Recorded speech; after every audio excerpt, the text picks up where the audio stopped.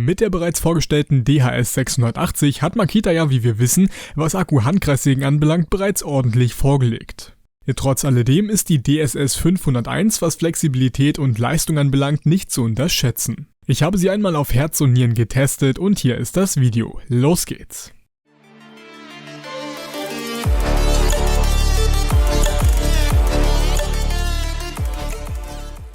Neben der bereits vorgestellten Makita DHS 680, zum Video geht es übrigens hier rechts oben, erhält man zurzeit für gerade einmal 100 €, wobei der aktuellste Preis nochmals in der Videobeschreibung ist, die DSS 501. Angefangen mit dem wahrscheinlich wichtigsten, und zwar der Größe, weist die Makita DSS 501 ein sehr kompaktes und zugleich handliches Format auf. Die Handkreissäge im Zusammenhang mit einem 1,5 Ampere-Stunden Akku wiegt gerade einmal 2,5 Kilogramm und ist damit extrem handlich und flexibel. Der Handgriff selbst sowie der Knauf am vorderen Teil der Maschine sind großflächig mit rutschfestem Gummi überzogen, was nicht nur ein besseres Handling, sondern auch eine bessere Griffigkeit zum Beispiel in schwitzigen Händen bietet. Hinsichtlich der Aktivierung verfügt die Handkreissäge neben dem Anschalter für den Zeigefinger auch über eine Sperre, um ein versehentliches Aktivieren zu verhindern. Da diese beidseitig zum Entriegeln nach unten gedrückt werden kann, ist diese somit sowohl für Rechtshänder als auch Linkshänder problemlos verwendbar. Durch ein leichtes Gedrückthalten des Schalters wiederum lässt sich außerdem die verbaute LED aktivieren.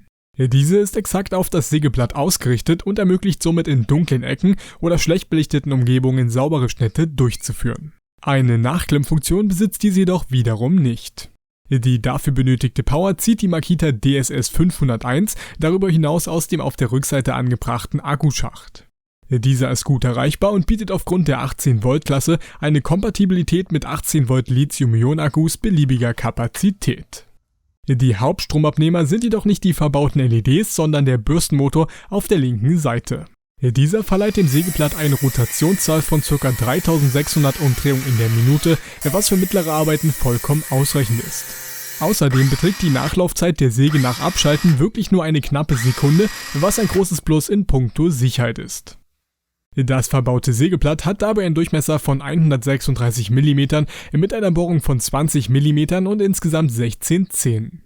Damit kann man es auch hier ungefähr in der Mitte ansiedeln, wobei es beim Schnitt in Holz eine etwas übermittelmäßig gute Kante hinterlässt, die jedoch mit steigender Anzahl von Zähnen logischerweise immer besser wird.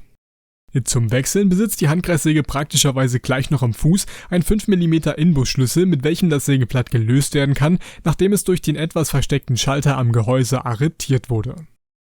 In Bezug auf die Einstell- und Variationsmöglichkeiten der DSS 501 lässt sich hingegen Folgendes sagen. Zum einen besteht die Fußplatte offensichtlich nicht aus günstigem Kunststoff, sondern wirklich aus Metall. Dies hat den Vorteil, dass es natürlich robuster und langlebiger ist, sowie einen soliden Eindruck erzeugt.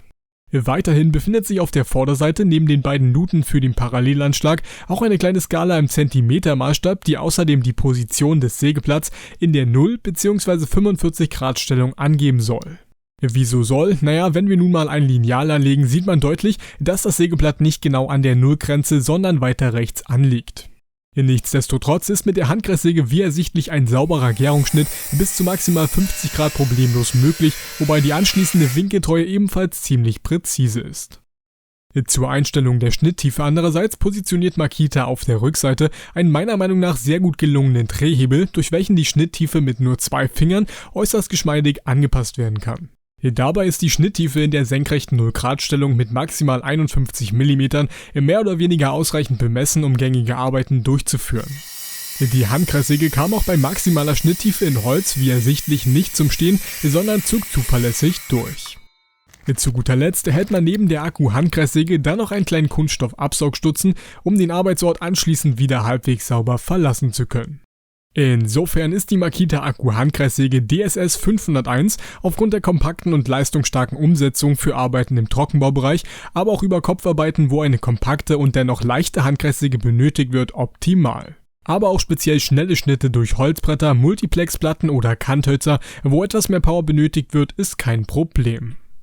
Alles klar, bis hierhin, wenn dir das Video gefallen hat, dann abonniere jetzt diesen Kanal und lass doch einen Daumen nach oben da, um meine Arbeit zu unterstützen. Ansonsten wie immer vielen Dank an alle diejenigen, die den Kanal über die Affiliate-Links mitfinanzieren, die Videos kräftig liken und teilen. Allen ein schönes Wochenende und bis zum nächsten Mal. Tschüss.